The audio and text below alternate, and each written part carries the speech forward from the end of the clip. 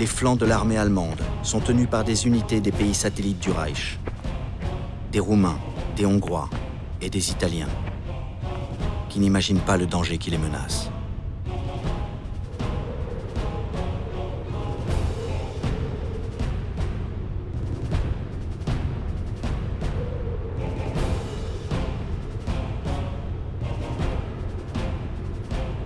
À quelques kilomètres de là, les soldats soviétiques se préparent à l'assaut.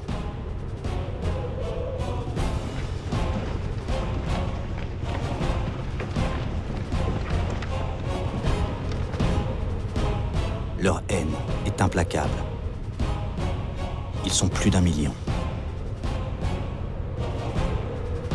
Ils doivent se ruer sur les unités ennemies les plus faibles pour encercler l'armée allemande qui occupe Stalingrad.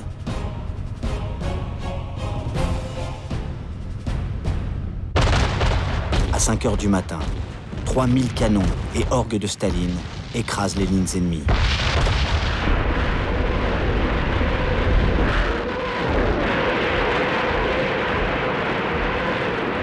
Le soldat italien Eugenio Corti témoigne. Les roquettes tombaient avec la rapidité de la grêle. La terre était secouée comme par un séisme. L'immense armée de Zhukov passe à l'offensive.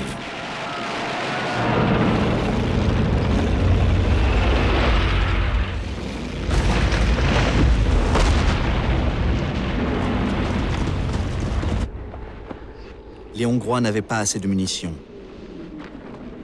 Les Roumains n'avaient pas d'armes anti-chars. Les Italiens ont laissé leur vie.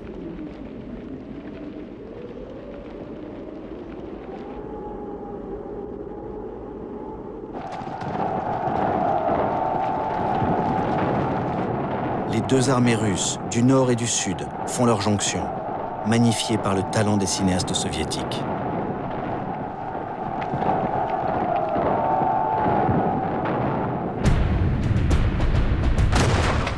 Les Allemands voient les chars russes refermer le cercle autour d'eux.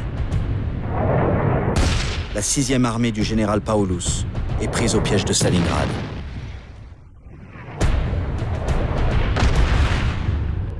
À Noël, la ration est réduite à 50 grammes de pain et 12 grammes de graisse.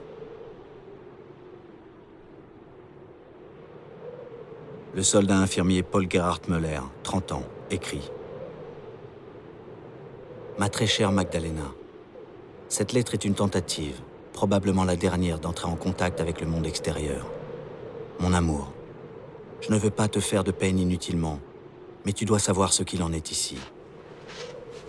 Tous ces blessés, la misère de la situation actuelle dépasse de loin ce que nous avons vécu. Le lieutenant von Lebecke dit « Dans nos radios, on entendait un Russe nous répéter en allemand. Toutes les 7 secondes, un soldat allemand meurt en Russie. Stalingrad, Massengrab. Stalingrad, fosse commune. »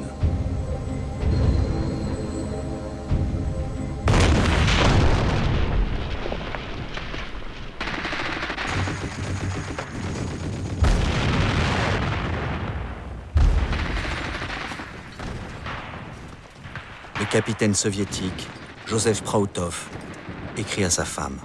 « Je me sens mieux maintenant. Nous avons pris le dessus sur ces serpents. Nous en capturons un grand nombre. Ils commencent à payer pour le sang qu'ils ont versé, pour les larmes de notre peuple. Je vais bientôt revenir. Je t'envoie 500 roubles. Joseph. »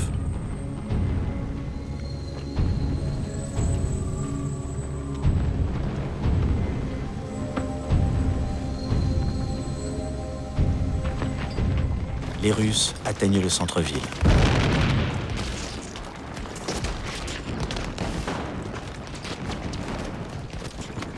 Face au drapeau rouge, le magasin Univermag, où se terre le chef de la 6e armée, le général Friedrich Paulus. Ces hommes se rendent. Paulus aussi.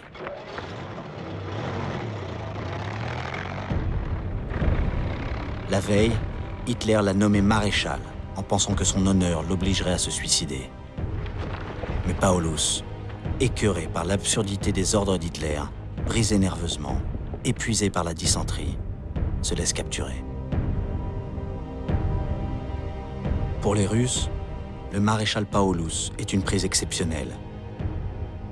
C'est lui qui avait conçu le plan d'invasion de l'Union soviétique, l'opération Barbarossa. Les soviétiques n'arrivent pas à y croire et lui demandent son livret militaire pour être sûr de son identité.